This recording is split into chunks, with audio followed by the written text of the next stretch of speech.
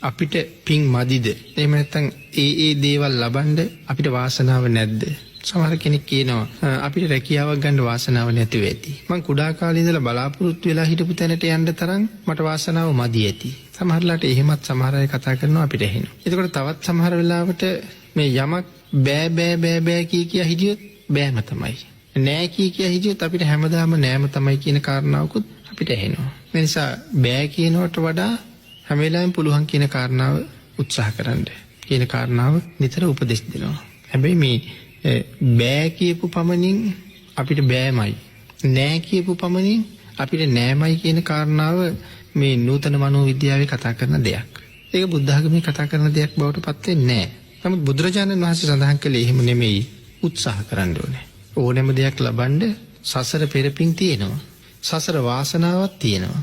ඒ වුණාට මේ ජීවිතේ නිකම්ම ඒ පිනයි වාසනාව විපාක දෙන්න ලෑස්ති වෙන්නේ නැහැ. ඒක හොයාගන්න, ඒක ලබා ගන්න අපි හැම වෙලාවෙම උත්සාහයක් කරන්න ඕනේ.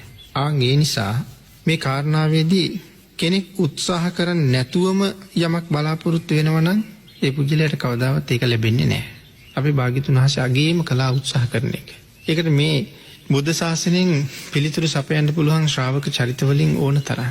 ඒ නිසා පින්නතිනි කොයිතරම් පින් කරලා තිබුණත් උත්සාහ නොකළොත් කාටවත් බලෙන් යමක් ලැබෙන්නේ නැහැ කියලාම සඳහන් කළා.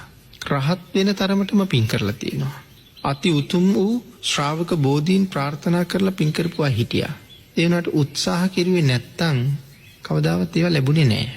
ඒකට උදාහරණයක් සඳහන් කෙරුවොත් අපි අනුරුද්ධ මහරහතන් වහන්සේ දිවස්ලාභීන් අතර අගතනතුර ලබා ගත්තේ. මේ අගතනතුර ප්‍රාර්ථනා කරලා මහා කල්ප ලක්ෂයක් පෙරම් පුරලා තියෙනවා. එතකොට මේ අන්තිම ආත්මේ උප්පත්තිය ලැබලා මහා කල්ප ලක්ෂයක් පුරාවට කරපු අප්‍රමාණ කුසල සම්පත් ඇවිල්ලා මේ ජීවිතේ මහාන වෙච්ච ගමන්ම උන්වහන්සේ රහත් වෙන්නේ නැහැ. පැවිදි වෙලා මාස ගාන උන්වහන්සේ අදිෂ්ඨාන කළේ සක්මනයි ඉඳ ගන්නවයි විතරයි. විශේෂයෙන් මාස 8ක් විතර. එතකොට මේසා කාලයක් යන්තමටවත් කොන්ද දිගෑරියේ නැහැ කියලා කියන්නේ මොනතරම් උත්සාහයක්. එහෙමනම් මහා කල්ප අසංඛේය ලක්ෂයක් පාරමිතා පුරපු උත්තමයන් වහන්සේට අන්තිම ජීවිතයේ ඒ අරහත්ත්වය ලබා ගන්න මෙච්චර දුක් විඳින්න ඕනේද? එහෙනම් මොනතරම් උත්සාහයක් ඕනේද?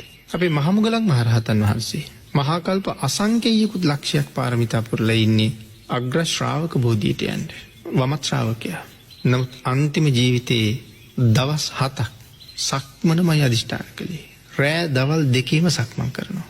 එතකොට කොච්චර කල් පින් කරලාද? මොනතරම් පින් කරලාද? අපිට හිතා ගන්නවත් බැරි තරම් පින් කරපු අය. එහෙමනම් මෙතන සඳහන් කළා අපිට නෑනේ, අපිට බෑනේ, අපිට වාසනාවක් නෑනේ කිය හිතනවට වඩා මේ උත්සාහය කියන ධර්මතාවය අත්‍යවශ්‍යමයි. කවුරුවත් කෙනෙක් නිකම්ම රහත් උනේ නෑ කියන කාරණාවම සඳහන් කළා. ඊළඟට ධර්මයේ තැනක සඳහන් කරනවා හරියට මේ ගෙම්බෙක් පනිනවා වගේ, මෙතනින් අනික් තැනට ගෙම්බෙක් පනිනවා වගේ ගිහිව හිටපු කෙනා මහාන වෙච්ච ගමන්ම රහත් වෙනවා කියලා කතාවක් නෑ. එයාගේ සංසාරික කුසලයට එතෙන්ට බලපානවා.